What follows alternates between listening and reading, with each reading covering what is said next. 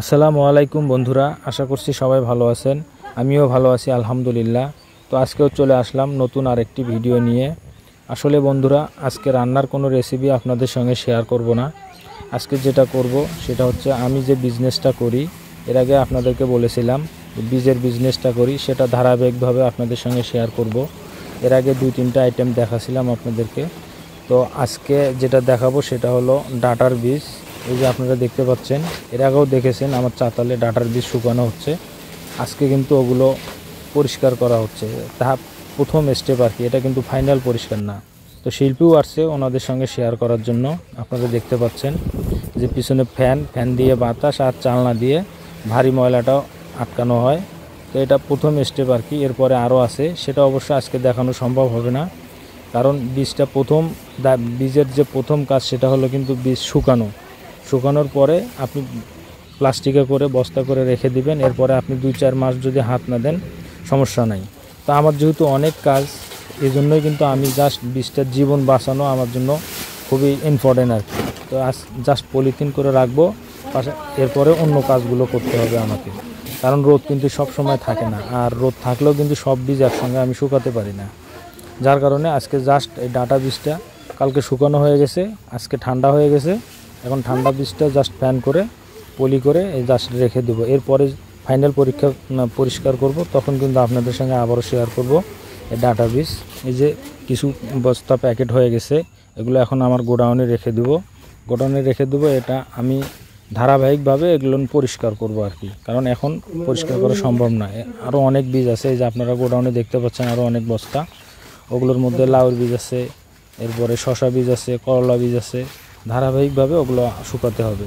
এই যে দেখতে পাচ্ছেন ইতিমধ্যেই ওটা ডাটা কিন্তু আমরা গতকালকের ভিডিও, আর এটা কিন্তু আজকে লাউ রোদ্রে দিচ্ছে শিল্পী, ওনাদের সঙ্গে আর কি হেল্প করতেছে। মানে লাউটা 1 সপ্তাহ হয়ে আসছে, একদিনও রোদ দিতে পারেনি, মাঝখানে আকাশও খারাপ ছিল। তো গত 2-3 দিন থেকে একটু রোদটা কাজে লাগাচ্ছে আর কি। মানে সবগুলো বীজ যেগুলো ইম্পর্টেন্ট আর কি, সেগুলোই কিছু কিছু করে রোদ দিচ্ছে। একবারে তো দেওয়া সম্ভব হয় না, কারণ একবার দিলে আবার এখন তো শ্রাবণ মাস, যে কোনো মুহূর্তে আকাশ খারাপ করে, এই জন্য বেশি দিতেও কিন্তু ভয় লাগে আমাদের।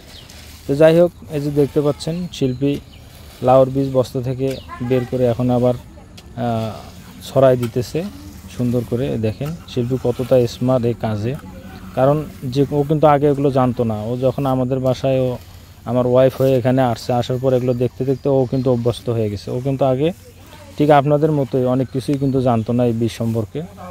আপনাদের মতো আপনারা যেমন অনেকেই না জেনে, অবশ্য যারা জানেন তারা তো জানেনই, না জেনে অনেকেই অনেক কমেন্ট করেন।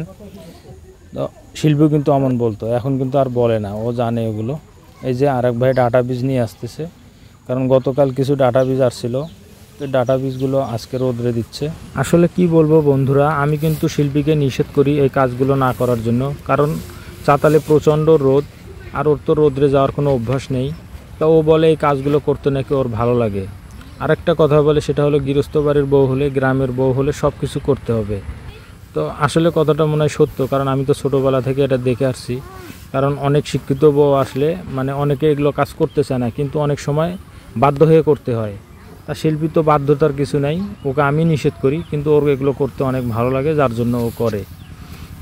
তো যাই হোক, এই যে দেখতে পাচ্ছেন এখন আবার শসা বীজ রোদে দিচ্ছে।